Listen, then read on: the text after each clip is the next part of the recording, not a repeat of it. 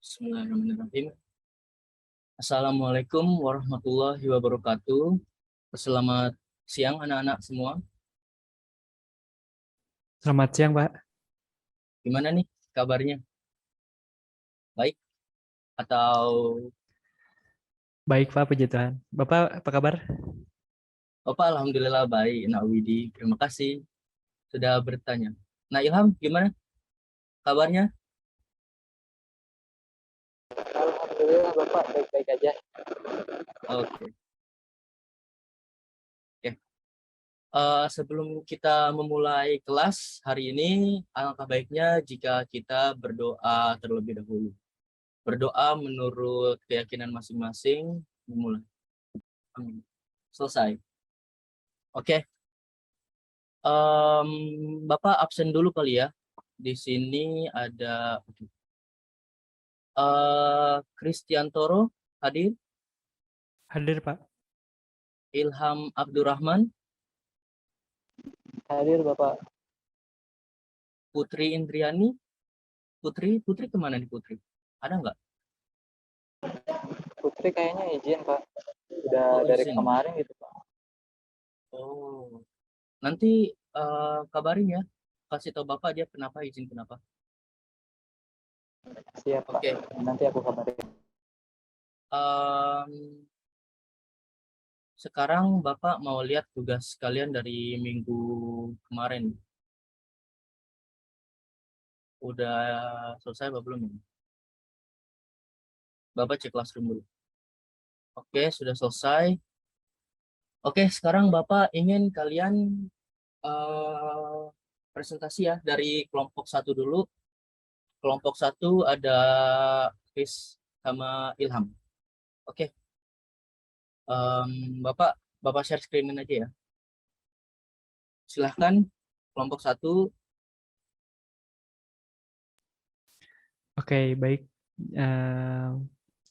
Perkenalkan, kami dari kelompok 1. Kelompok kami beranggotakan Kristiantoro Widi Nugroho, itu saya sendiri, dan ada teman saya, Ilham Abdurrahman. Oke, boleh next. Nah, jadi kelompok kami menceritakan tentang sejarah videografi.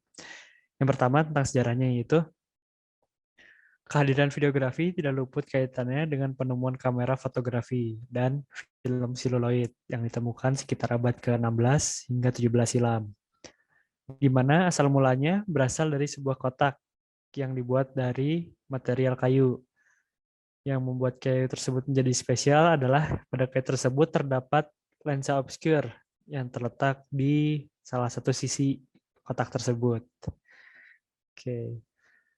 Lalu selanjutnya, penemuan videografi. Thomas Alva Edison saat itu berhasil menciptakan kinestic scope yang kemudian dilanjutkan oleh Lumiere bersaudara. Pada proses kelanjutan tersebut, saudara tersebut kemudian mengembangkan penemuannya, yaitu kamera videografi, jadi lebih baik. Hingga pada tanggal 28 Desember 1894, mereka berhasil menciptakan sinematografi. Penemuan tersebut menjadi alat canggih untuk memproses film atau proyektor, menjadi salah sebuah kesatuan utuh yang tak terpisahkan. Oke, selanjutnya akan diceritakan oleh teman saya. Boleh. Baik. Yang berikutnya itu sejarah videografi pun terus berjalan gitu ya tanpa lelah. Nah, perkembangan semakin pesat karena mendapat dukungan adanya perkembangan dan juga teknik videografi gitu dalam dunia telekomunikasi. Pada akhirnya gitu ya, teknologi canggih tersebut itu bisa menghasilkan gambar bergerak yang sudah dikenal hingga saat ini gitu. Perjalanan untuk mengembangkan pun juga itu cukup panjang gitu ya, dan juga sangat mengharukan. Nah, teknik pengambilan videografi, jika dilihat secara umum gitu, teknik pengambilan videografi ini itu tidak jauh berbeda dengan pengambilan film, karena keduanya itu sama gitu ya, menggabungkan unsur gambar dan suara. Sebelum melangkah untuk mengambil videografi gitu, ada beberapa poin penting yang harus kita perhatikan gitu. Poin tersebut ini berkenaan dengan perangkat kamera yang digunakan untuk mengambil gambar. Jadi di sini tuh videografer harus paham betul gitu mengenai perangkat kamera dan juga teknik videografi yang sedang digunakannya gitu. Mulai dari cara penggunaannya hingga instruksi yang tertera dalam buku panduan gitu. Seorang videografer di sini tuh harus mengetahui berbagai fitur canggih yang ada di dalamnya gitu. Setelah itu, videografer itu dituntut untuk mengerti cara pengambilan gambar, gimana cara yang tepat dan juga sesuai kebutuhan gitu. Mungkin dari kelompok kami seperti itu, kami kembalikan ke Bapak. Oke, kelompok 1. Wah, bagus banget ya. Presentasinya lengkap. Tapi Bapak nggak lihat nih teknik-teknik apa aja yang kalian maksud nih. Oke, Bapak tambahin ya. Sudah terlihat belum, anak-anak? Sudah, Pak. Sudah, Pak. Nah, jadi apa sih itu videografi? Nah, kalau di sini videografi itu merupakan sebuah media yang digunakan untuk merekam kejadian atau momen yang kemudian akan dirangkum ke dalam satu gambar maupun suara. Nah, jadi videografi ini itu kalian kegiatan menangkap momen. Misalkan jika kalian pergi ke suatu tempat dan melihat sesuatu yang indah atau sesuatu yang bagus, kalian ingin menangkapnya, tapi dengan apa? Sebuah gambar bergerak. Nah, itu bisa masuk ke videografi. Nah, ada yang di sini ada yang udah tahu belum bedanya videografi dan sinematografi? Itu apa? Nah, Ilham, nah Widi, Saya kurang begitu ngerti, Pak. Saya tanya cuma sama-sama ngerekam gitu, Pak. oke. Iya benar, benar-benar sama-sama ngerekam. Cuma kalau videografi itu kita menangkap momen, merekam untuk menangkap sebuah momen. Nah, kalau sinematografi itu kita menciptakan sebuah momen. Nah, oke, lanjut. Nah, tadi kan kalian di PPT, di PowerPoint kalian, teknik pengambilan gambar itu tidak ada ya, belum dijelaskan. Nah, Bapak ingin kasih tahu lagi nih, teknik pengambilan gambar. Nah, teknik pengambilan gambar atau shot itu merupakan bagaimana kita mengambil sebuah gambar video. Nah, shot merupakan unsur terkecil dari sebuah struktur film yang utuh. Oke, lanjut. Teknik yang pertama itu ada kamera angle. Kamera angle itu ada 5, apa aja? Ada bird's eye view, high angle, eye level, low angle, sama worm's eye view. Worm's eye view juga ada nama lain, yaitu frog eye view. Nah, yang pertama ada bird view. Bird view angle atau juga bisa disebut dengan bird eye angle merupakan suatu teknik pengambilan gambar. Sebentar. Oke. Pengambilan gambar dengan posisi kamera di atas ketinggian objek. Nah, biasanya bird eye view ini digunakan untuk membuat video B-roll landscape atau pemandangan. Nah, lanjut ke high angle. High angle merupakan teknik pengambilan gambar di atas objek, nah, tapi lebih rendah dari bird view. Nah, kalau misalkan bird view ini dari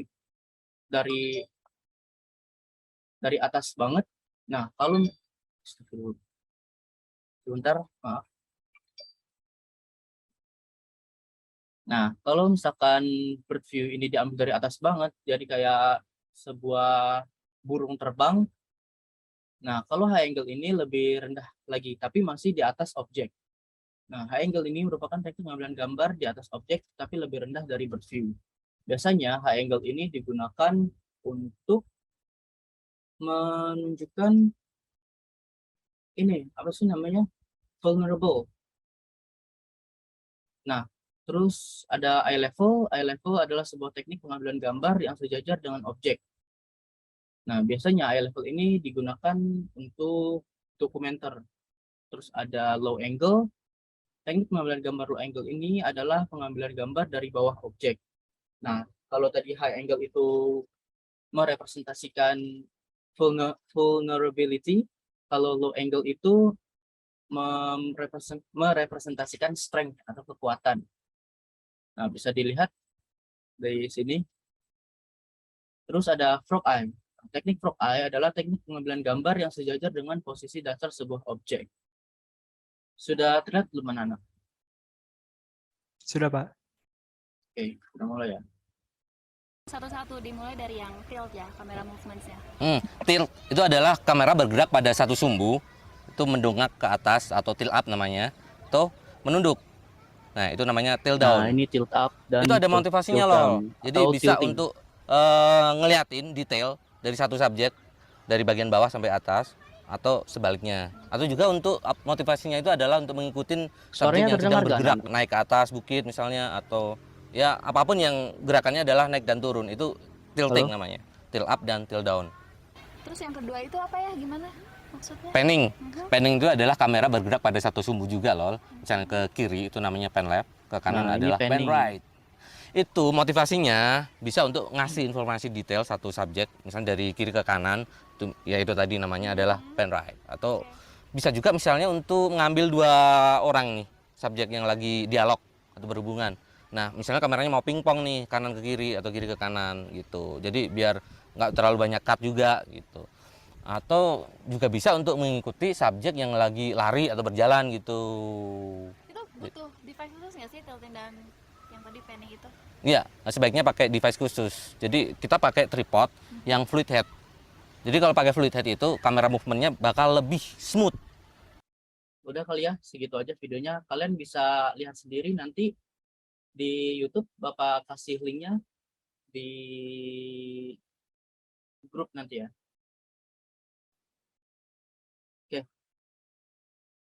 sekarang Bapak ingin ini nih, ingin ajak kalian berdiskusi. Jadi kalau menurut kalian videografi itu apa sih? Menurut kalian? Dari Chris dulu deh, dari Widi dulu. Oke, baik, Pak. Kalau menurut saya, videografi itu sebuah proses dalam pembuatan sebuah video, teknik untuk merekam suatu kejadian. Kurang lebih gitu, Pak. Oke, bagus ya Chris. Bagus tuh. Oke, Terima terus kasih, Pak. Ilham sekarang. Oke Pak, Menurut boleh Ilham, nih Pak langsung. Siap, siap. Jadi kalau menurut saya Pak, kalau videografi itu kita menangkap gambar gitu ya Pak. Nah itu tuh gambar itu teh momen-momen yang buat kita apa itu teh buat kita nostalgia gitu Pak. Kalau menurut saya mungkin kayak gitu. oke, mantap ya. Ilham sama Widi sepertinya sudah mengerti nih videografi itu apa. Di sini ada yang cita-citanya mau jadi videografer nggak? Atau filmmaker? Atau sutradara? Widi, Ilham? Kalau saya Kalau Pak, gajinya mungkin gede boleh, Pak. Oke, Ilham, kenapa Ilham? kalau aku mah jadi animasi Pak. Jadi kan Oh, tetap video gitu mantap. ya. Oke, oke. Di animasi juga ada ya teknik-teknik kamera movement ya. Oke. Iya Pak. Berhubungan banget. Jadi Bapak ingin ini sederhanain. Jadi videografi itu adalah proses pembuatan gambar bergerak atau video menggunakan peralatan elektronik seperti kamera untuk menangkap momen di sekitar kalian. Gitu. Oke. Em, Sekarang Bapak ingin bertanya kepada kalian. Jika kalian lagi bertamasya nih, bertamasya bersama sanak keluarga dan atau teman, nah kalian melihat sebuah apa ya, em, sebuah tower yang gede gitu, sebuah tower. Nah kalian ingin men-shot nih, kalian ingin mengambil tower itu dengan teknik apa? Ada yang tahu? Ayo rebutan. Saya boleh, Pak? Boleh. Ya, pakai teknik tilting, Pak. Betul, betul, betul. 100 poin buat Widi. Oke, Ilham, jangan berkecil hati karena Bapak masih ada pertanyaan lagi. Nah, kalau misalkan Ilham ingin mengambil gambar sebuah kendaraan nih, kendaraan. Misalkan Ilham lagi nonton MotoGP. Nah, Ilham ingin mengambil gambar dengan apa? Supaya bisa men-track gitu si motor itu. Kalau menurut saya Pak itu pakai drone gitu Pak. Kelihatan gitu Pak dari atas. Oke, boleh. Tapi Bapak nggak tahu ya boleh pakai drone atau enggak.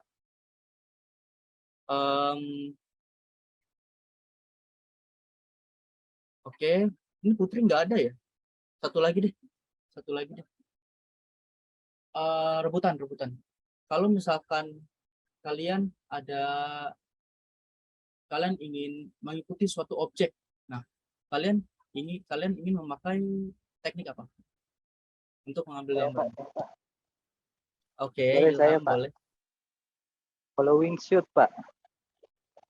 Follow shot, ya betul, Ya Pak. betul sekali Ilham.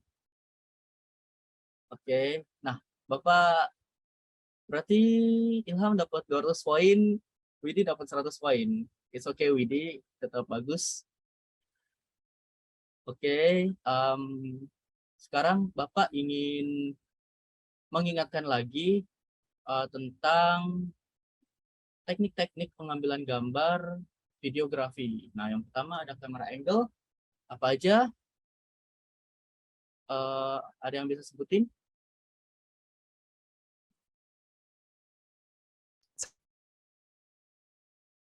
Oke, Bapak aja ya. Kamera angle sendiri itu ada bird's eye view. Diingat-ingat ya, nanti kalau Bapak tiba-tiba ingin ulangan dadakan. Oke, ada bird's eye view, high angle, eye level, low angle, worm's eye view atau frog eye view. Dari materi yang Bapak jelasin nih, ada yang ingin ditanyakan dulu nggak sebelum Bapak akhiri kelas ini? Dari saya cukup, Pak. Oke, Ilham, ada yang ingin ditanyakan atau masih penasaran nih dengan dunia videografi? Boleh Pak. Dari saya Pak.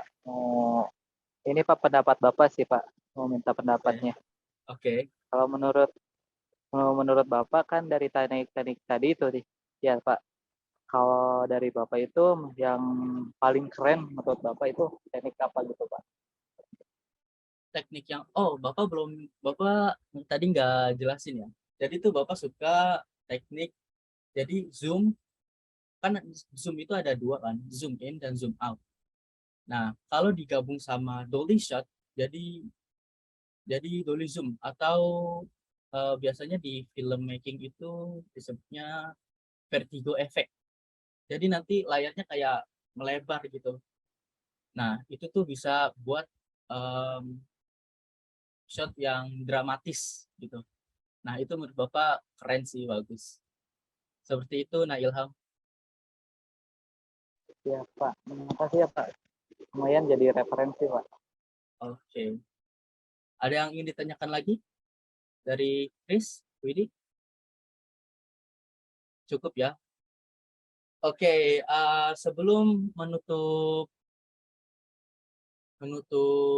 kelas, nah ada baiknya kita berdoa lagi nih. Tadi kan kita opening udah berdoa, kita ditutup lagi dengan doa. Oke, berdoa menurut agama masing-masing, berdoa dimulai. Oke, baik anak-anak, Bapak sudahi dulu kelas hari ini. Kurang lebihnya mohon maaf.